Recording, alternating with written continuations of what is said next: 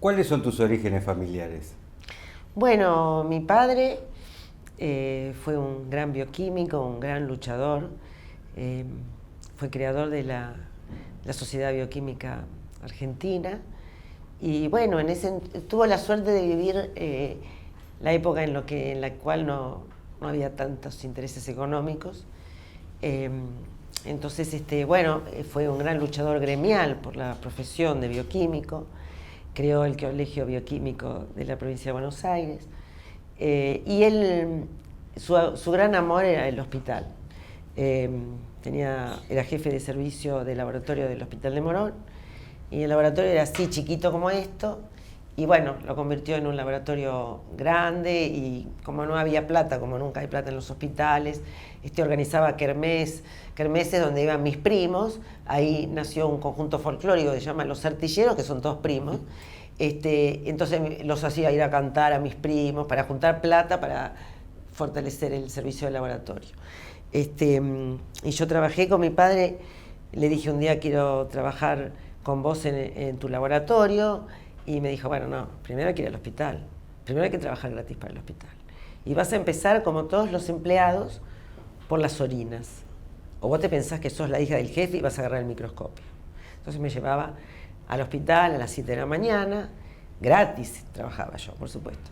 Bueno, y así hice un curso de técnica de laboratorio, aprendí, trabajaba en el hospital, después me aceptó como su empleada, mientras yo ya estaba en la facultad.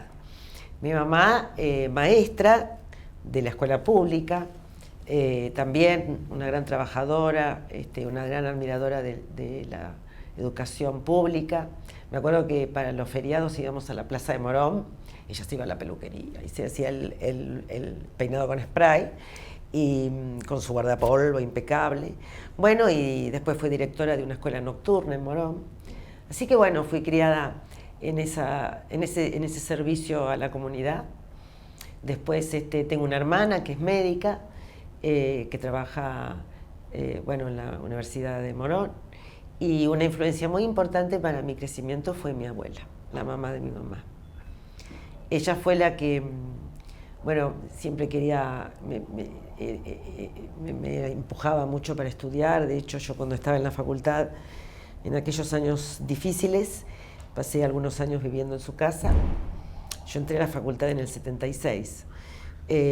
Seguía trabajando y ella me entusiasmaba mucho para estudiar. Yo estudiaba en su casa, me quedaba hasta la noche, hasta la madrugada estudiando. Entre ella y mi tía abuela, bueno, una hacía el mate, la otra me agarraba los pies con la mano y me hacía masajitos en los pies. De hecho, cuando me recibí, toda enchastrada, lo primero que hice fue llamar a mi padre, porque no había dicho en casa que rendía la última materia, y después fui a festejar con mis abuelas, con los huevos, la yerba. Y mi abuela también me impulsó para estudiar francés. El francés es una gran pasión también en mi vida. Yo empecé a estudiar francés desde los 7 años, creo. Y bueno, ella me dijo, el idioma del comercio es el inglés, pero el idioma de la cultura es el francés. Vos tenés que estudiar francés. Bueno, terminé los estudios y de grande hice el traductorado de francés. Y bueno, es una gran pasión. Cuando la Alianza Francesa Central cerró la filial de Morón, con una amiga del alma, compañera de la escuela de primer grado, María Laura Trama, reabrimos la Alianza Francesa de Morón. Tuvimos libertad económica, así que podíamos dar becas, y mucha gente sigue estudiando francés y no se perdió el francés en Morón, gracias a este emprendimiento que nos da más gasto que dinero, pero bueno, es un gran placer de poder hacer algo por la comunidad en Morón, juntas y defendiendo la lengua francesa, que fue muy importante en mi vida. ¿Desde cuándo en el Posadas? Desde que terminé la residencia. Mejor dicho, cursé un par de materias acá, en el hospital, y bueno, me sorprendió la grandeza del hospital, los profesionales, la seriedad, el asunto académico. El Posadas, siempre fue el Posadas, entre signos de admiración, era como algo inalcanzable cuando yo era estudiante. Y cuando rendí para la residencia. Eran en ese entonces todos exámenes diferentes, era distinto el de provincia, distinto el de Municipalidad de Buenos Aires, distinto el de Nación, que había 2 hospitales para gastroenterología. En ese entonces, solamente 2 residencias, el Udaondo y el Posadas. En realidad yo gané para el Udaondo, pero tenía una diferencia de centésimos, entonces pedí el Posadas. Y bueno, para mí fue una cosa increíble poder entrar acá. Ya los conocía al doctor Masuri y al doctor Colombato, eran próceres de la gastroenterología. Y yo quería este hospital. Pese a que mucha gente por ahí decía, ay, el Udaondo, no quiero que se enojen mis compañeros del Udaondo, pero para nosotros el Posada fue siempre un hospital soñado. Aparte tenía mucho contenido y mucha historia política. Mi padre había conocido a un muchacho desaparecido aquí durante la dictadura, que mi padre lo quería mucho. Bueno, todas esas cosas indudablemente hicieron que yo viniera a este hospital. ¿Qué ha cambiado en la gastroenterología desde aquel momento en que vos fuiste residente y hoy día, en esta evolución de esos 30 y pico de años que hablábamos antes? Muchas cosas cambiaron. Creo que cambió la tecnología. La tecnología que puede ser maravillosa y es maravillosa. Claro, viste, cuando uno se va poniendo viejo, creo que en algún punto deshumaniza. Creo que hay que tener un uso muy cuidado en la tecnología, habiendo tenido sobre todo maestros como Masuri y Colombato, que eran grandes semiólogos, gastroenterólogos, eran grandes maestros. Y, por ejemplo, nosotros, me acuerdo que hacíamos las laparoscopías diagnósticas en el servicio de endoscopía. Y entonces le decíamos, doctor Colombato, ¿qué le parece? Yo quiero mirar ese hígado y lo quiero tocar. Y era así, o sea, una semiología abdominal te enseñaba todo. Entonces ahora, bueno, de pronto los chicos dicen, bueno, le pedimos una ecografía. Repito, yo no digo que esté mal, lo que digo que, bueno, por ahí lo semiológico que hacíamos antes con los maestros se perdió un poco. Éramos, de alguna manera, un poco artesanos en muchas cosas. Había como más pensamiento de diagnóstico diferencial con menos armamentos. Eso ahora se simplifica bastante, no del todo, pero bueno, por suerte quedan muchas cosas sin resolver y que se resuelven con más estudio, con más profundización. Esa era mi otra pregunta, que justamente que vos lo anticipaste ya, como nosotros venimos, no voy a decir que somos médicos viejos, sino experimentados. Somos viejos. Vivimos la semiología y el razonamiento médico de otra manera. ¿Hoy existe una sobrevaloración de los estudios complementarios? ¿Se entiende lo que pregunto? Sí, o sea, perfecto. Prima más el pedir para ver qué que el razonar para ver qué. Yo creo que en algunos ámbitos eso puede ocurrir. En general, en el hospital, como uno no tiene muchos recursos, yo siempre le digo a los pacientes, mire, acá no se va a hacer ni de más ni de menos. Seguro que de más no se va a hacer, porque no se puede gastar. En algunos medios puede darse a veces eso. También está el asunto de el juicio médico, ¿no? El juicio a los médicos, que no es el juicio médico, el juicio a los médicos. Hay toda una empresa de hacerle juicio a los médicos, con lo cual el médico se quiere cubrir y pedirle, como diría el doctor Barús, un gran maestro nuestro de clínica médica, pedirle radiografía con gorro y bufanda. Entonces está ese miedo a ver si no le pedí tal estudio y me hacen un juicio. Creo que eso también empañó mucho en la historia de la medicina. Nosotros cuando éramos jóvenes no lo vivimos tanto eso, pero ahora sí, está a todos los días eso. Y antes, bueno, no había otra manera más que razonar y pensar y con pocos estudios. Cuando yo entré acá a la residencia no teníamos ecografía. Y teníamos un ex residente de gastro que se había traído un ecógrafo, no me acuerdo de dónde. Nosotros llevábamos a los pacientes en la ambulancia para hacer la ecografía gratis, por supuesto, que este muchacho nos hacía. O sea que, digamos, yo hace 35 años que estoy en el hospital. No hace tanto que no teníamos ecografía. En la historia de la medicina, 35 años, nada. No teníamos ecografía. Entonces te imaginas, Masuri con los matos palpando el hígado, detectando por la mano nódulo a nódulo, haciendo una laparoscopía. Bueno, era así.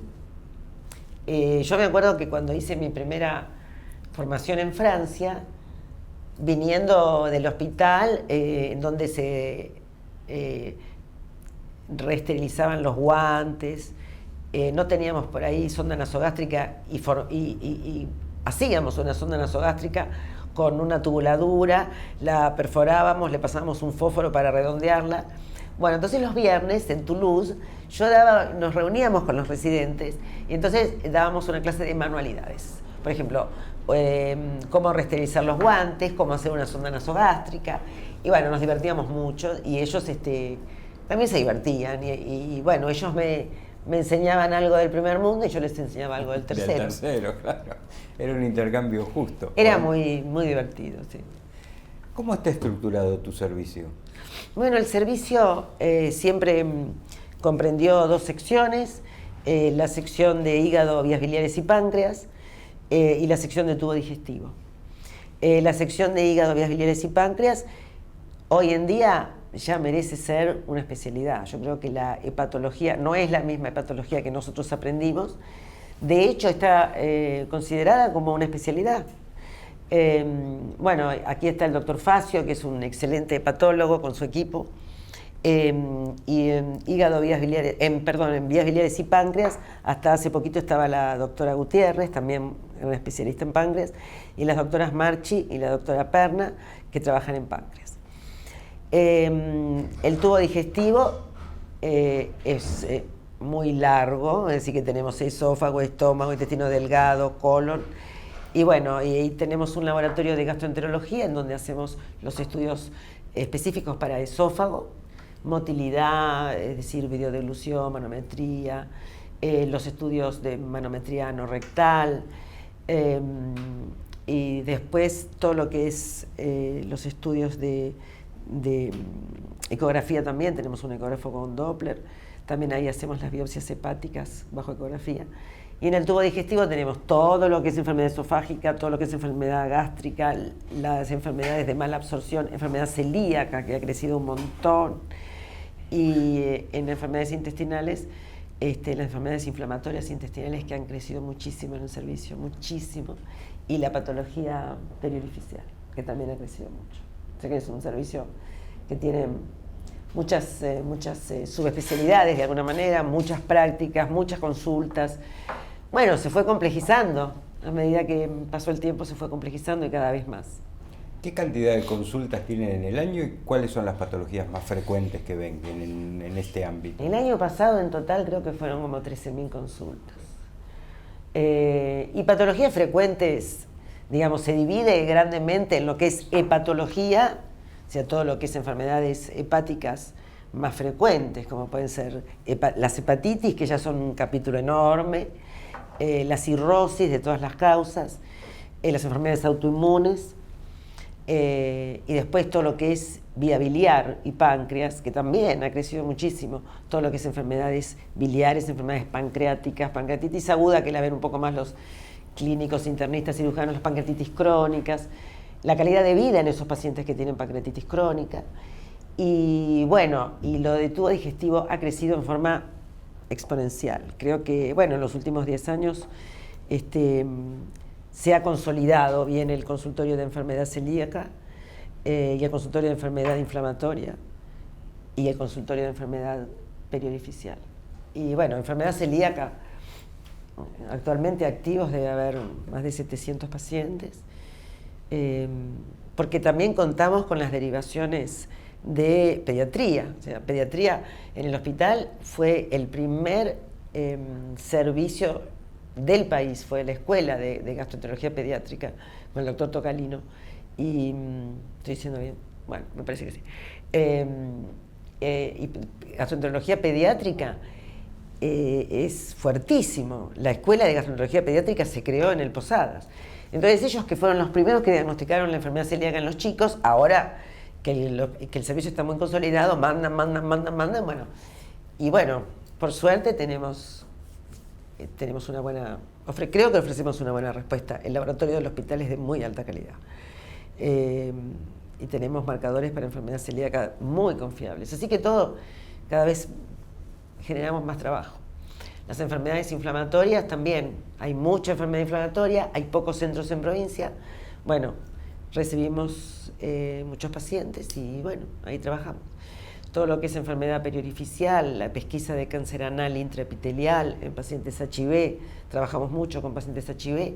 Bueno, tampoco eso no se hacía antes. En mi época el HIV no existía. Claro. Yo tuve más contacto con pacientes HIV cuando hice mi primera formación en Francia. Acá había poco. Bueno, y así se va generando la consulta. Yo creo que la consulta crece día a día. Estaba mirando los últimos números de enero y febrero, marzo los duplicó. Y creo que también la situación del país actual, en donde la gente dispone de poca cobertura y a veces no es tan buena, la gente opta, sin lugar a dudas, por el hospital y no por una obra social que no le cubre las prestaciones o de baja calidad. El equipo médico y bioquímico del hospital es de muy alta calidad. De eso estoy convencida.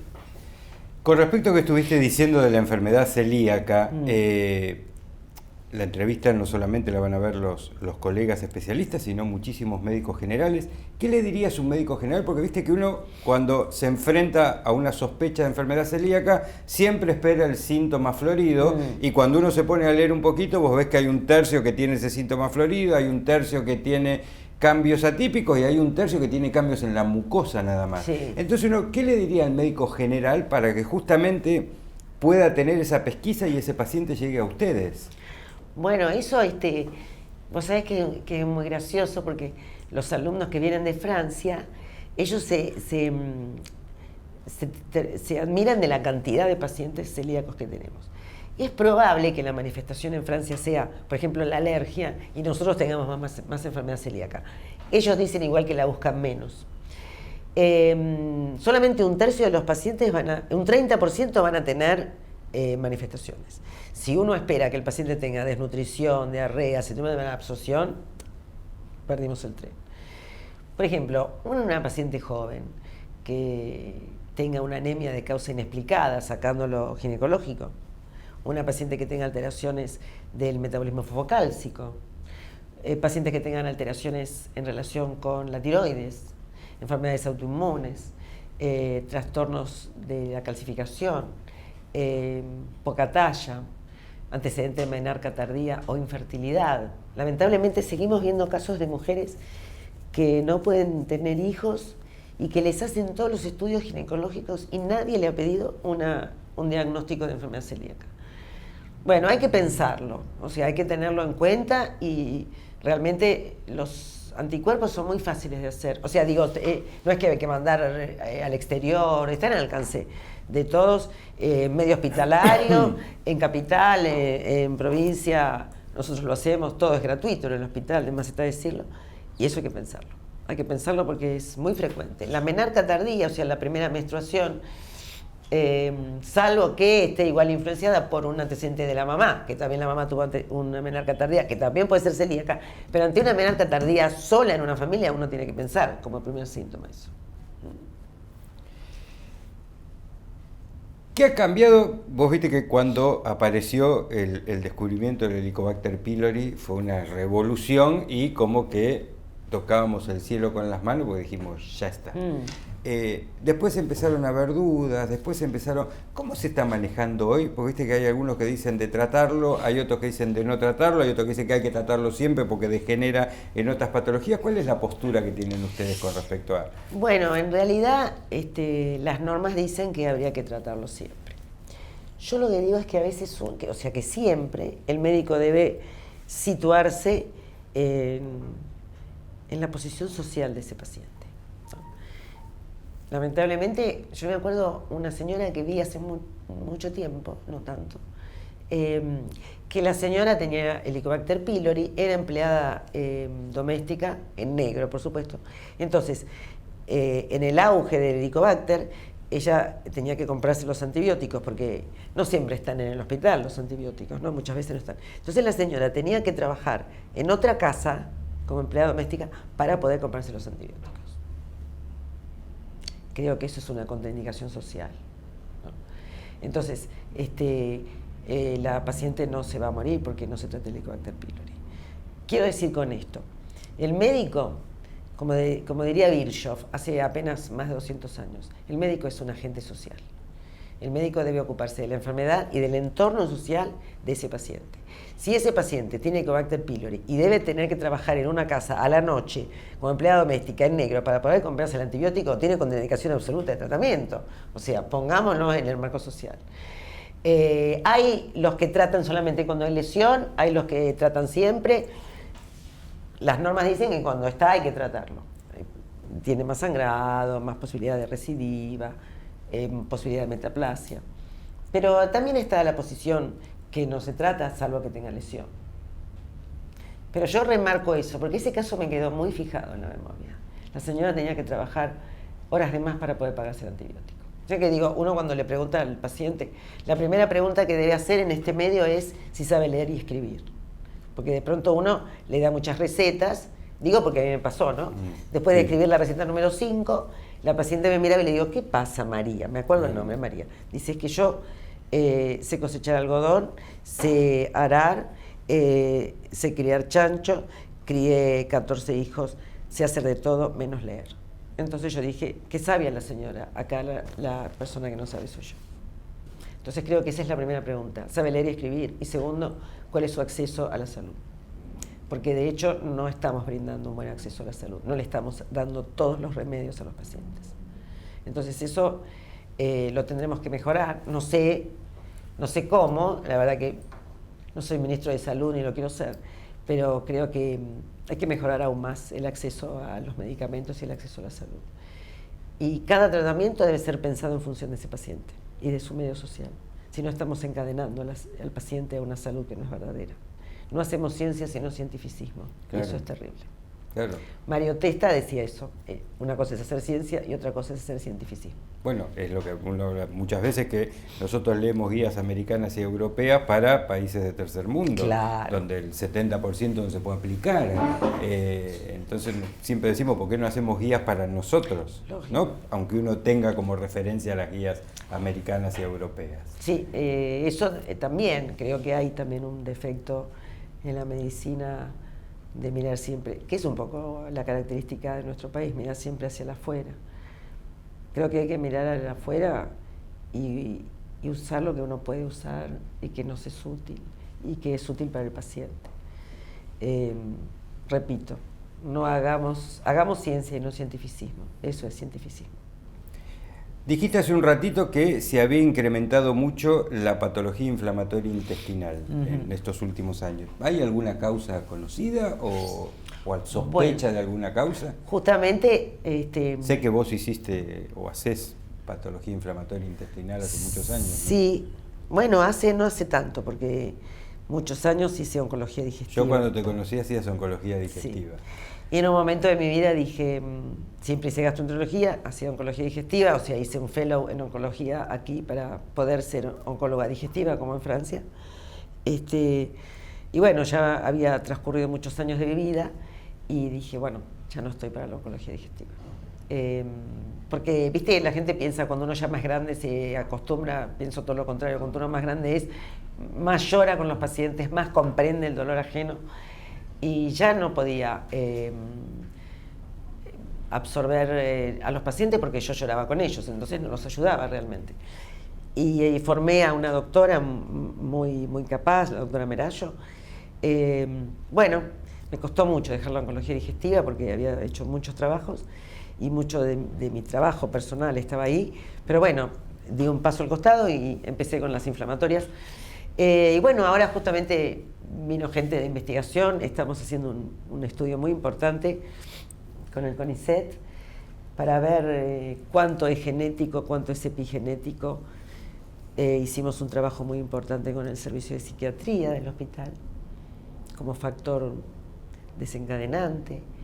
Creo que es un poco todo, ¿no? Creo que hay más diagnóstico, pero que también hay un aumento debido a, ya sea a los factores genéticos, epigenéticos, metagenéticos, y un poco a la vida que estamos viviendo. Creo que, bueno, hay mucho componente emocional que en algunos pacientes florece de esta manera, hace ese síntoma. Y bueno, y estamos trabajando muy profundamente para poder mejorar la calidad de vida de estos pacientes. Hemos trabajado mucho desde el punto de vista psiquiátrico, desde el punto de vista nutricional, desde el punto de la calidad de vida, desde el punto de la estética de los pacientes con respecto, digo, la estética en su vida íntima, en cuanto a la elaboración de ropa interior para estos pacientes, junto con la Municipalidad de Morón y la Escuela de Costura, la señora Ida de la Escuela de Costura, bueno, sobre unos modelos que me fueron facilitados por la Asociación Francesa de Pacientes con Enfermedad Intestinal. Pudimos hacer unas bolsas de colostomía y de ileostomía para tapar la bolsa de plástico, unas polleritas de encaje para las mujeres jóvenes que merecen tener una vida sexual normal y bueno, y de pronto se ven un poco cohibidas por su bolsa de ostomía. Bueno, tratamos de de brindar una mejor calidad de vida a esos pacientes. Hacemos también reuniones de teatro, hicimos una obra de teatro para los pacientes, para desdramatizar el tema de la diarrea, de la imperiosidad de ir al baño, de encontrar un baño. Gestionamos una ordenanza municipal que quedó, bueno, ahí un poco en suspenso cuando cambió el gobierno, para el libre acceso de los pacientes con enfermedad inflamatoria a los baños de los bares y los restaurantes sin consumir. O sea, el paciente que tiene imperiosidad fecal no puede decir, bueno, tráeme un café porque así voy al baño. Eso no puede ser. Bueno, hicimos el proyecto de ordenanza. Bueno, la verdad que quedó un poco ahí, tenemos que retomarlo. Eso creo que es una cosa muy buena. El paciente sale a la calle y lo primero que busca, o va a una casa, lo primero que busca es un baño. Localiza el baño y en función de eso hace su actividad. Claro, se queda tranquilo. Bueno, entonces démosle tranquilidad. ¿Cuántos pacientes puede haber en la zona? Sí, que tengan enfermedad inflamatoria intestinal? Tampoco van a ir todos el mismo día a todos los baños, que debe ser un poco el miedo de los dueños de los restaurantes y de los bares. Entonces, que no tengan miedo. Y los pacientes, bueno, tienen también una discapacidad visceral reconocida, por los cuales tienen un beneficio en el transporte, en los viajes. Bueno, digo, uno trata de hacer y de ofrecer un tratamiento integral al paciente. El paciente no es una diarrea, no es una proctorragia, no es una hemorragia. Es un paciente que tiene síntomas y que tiene una calidad de vida alterada. Bueno, eso significa un compromiso muy importante de un grupo de médicos que trabajan. Somos más o menos más de 30 médicos. El paciente viene el mismo día y puede ver por supuesto, al gastroenterólogo. Al lado nuestro está la nutricionista, al lado está la dermatóloga, que hay muchísimas lesiones asociadas. En el mismo consultorio está la dermatóloga que revisa al paciente, que muchas veces tiene un eritema nodoso y que pasa de dermatólogo en dermatólogo. Y en ese mismo momento se lo ve, se le da el turno y rápidamente se consigue. En el mismo momento llamamos por teléfono, está evaluada por los endocrinólogos. Está evaluada, está el grupo de hígado que ve esos pacientes con cirrosis biliar primaria asociada, están las nutricionistas, está cirugía vascular por las lesiones de trombos que facilitan la enfermedad, están los hematólogos, que en muchos casos tenemos que anticoagular a los pacientes con hiperactividad de hiperplaquetosis. Todos esos pudimos coincidir en estar al menos un día juntos en la semana, no en el mismo lugar, bueno, entramos. Y hasta tenemos un kinesiólogo para la rehabilitación postcorticoidea. Entonces, ¿qué hace? El paciente viene un día y, bueno, vaya para acá. Las reumatólogas, las chicas de reumatología, que la ven sin turno al paciente para detectar lesiones de articulares precoces. Las chicas de inmunología. yo digo las chicas porque somos muchas mujeres, neumonología, los pacientes que deben hacer tratamiento preventivo, nada, llamamos a Janina, viene, los ve, sube el paciente. Aparte no hay nada mejor para aprender que trabajar en equipo. Por supuesto. La verdad que aprendemos muchísimo nosotros. Todos aprenden de todo. Muchísimo. Y bueno, de pronto uno se sigue sorprendiendo, porque eso es lo que tiene, creo que la maravilla del conocimiento es que uno se sorprende, entonces sigue investigando. Entonces mi hija menor, que estudia veterinaria, se está por recibir, me decía, mamá, ¿ustedes cómo hacen con los perros de los pacientes que tienen tuberculosis? Nosotros tenemos mucha tuberculosis, muchísima. Es uno de los diagnósticos diferenciales con enfermedad inflamatoria intestinal. Entonces le digo, a ver, Luli, enséñame. Entonces me dice, mirá, mamá, el perro se contagia y queda ahí en la casa con la tuberculosis. Bueno, entonces ahora estamos pensando cómo podemos hacer para estudiar a los perros de los pacientes, a ver si no es un reservorio que no teníamos en consideración. Claro. Bueno, digo, aprendemos. Mi hija mayor es médica, es médica ayurveda, ella es la segunda vez que va a estudiar a la India. Bueno, y ella también me enseña, entonces le digo, a ver, ¿qué podemos agregar en la dieta?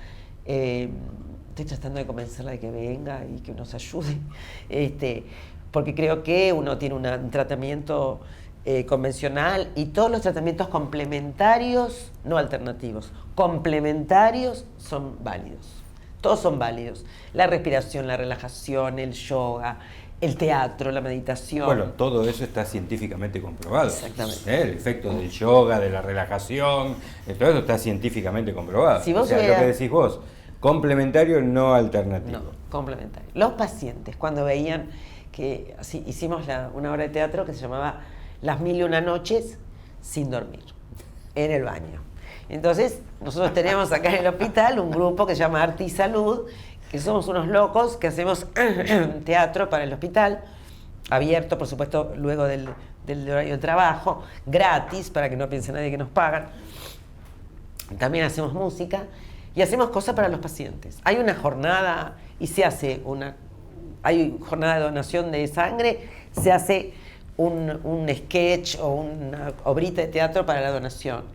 El año pasado, con donación de órganos, bueno, trabajamos un mes, todos los miércoles en el hospital, hicimos una presentación muy linda y bueno, después fuimos a las Olimpiadas Internacionales de Pacientes Trasplantados en Mar del Plata y llenamos el Teatro Payró, eran todos pacientes trasplantados. Y eso es curativo, eso es un tratamiento para el paciente. Claro. Desdramatizar la donación de órganos, desdramatizar el paciente trasplantado, desdramatizar el paciente que tiene diarrea. Bueno, los pacientes cuando hacíamos La 1001 noche y el príncipe se enamoraba de Sherazade y ambos tenían diarrea, se mataban de risa. Y entonces, bueno, y después jugaban con las polleritas y realmente desdramatizamos el asunto de la diarrea. Entonces el rey también tenía diarrea y Sherazade tenía diarrea. Bueno, fue muy divertido. Y también la presentamos cuando hicimos el año pasado, en noviembre, la segunda jornada franco-argentinas de enfermedad inflamatoria intestinal, que pudimos invitar a mis ex profesores, bueno, y con traducción simultánea. Así que ellos se mataban de risa, no lo podían creer, porque los franceses no son tan osados como nosotros. Estaban también las autoridades de la embajada, y les pareció fantástico el hecho de que pudiéramos, en un congreso de medicina basada en la evidencia científica, con tratamientos biológicos, que haya una obra de teatro hablando de la diarrea, por ejemplo. Bueno, y eso es lo que queremos hacer. No nos da el tiempo con todas las enfermedades gastroenterológicas, pero bueno, vamos echando un poco. Gracias a la campaña que se hizo para donación de órganos con el equipo de Arte y Salud, el hospital se convirtió en el primer hospital donante de la Argentina. Fíjate si es importante. Ah, pucha que es importante. ¿Consideras que hay algo urgente a nivel local, a nivel zonal, a nivel regional, a nivel nacional, que a vos te gustaría que cambie o que se haga o lo que fuera? Hablando siempre de la medicina, ¿no? Por supuesto. Medicina y su entorno. Y yo creo que lo urgente... Es que uno siempre tiene esos sueños que uno dice, ojalá algún día... Lo urgente sería darle una atención completa y global a los pacientes. Nosotros tenemos el lujo de poder hacerlo en algunas enfermedades. Hay otras enfermedades u otros lugares en donde no se puede tener este lujo. Hay algunos medicamentos que ocasionalmente faltan. No puede ocurrir eso. No puede ocurrir que falte medicamento para tuberculosis. No puede ocurrir. No se puede aceptar. No podemos ser cómplices de eso. No nos podemos callar la boca. No podemos aceptar que no haya vacunas.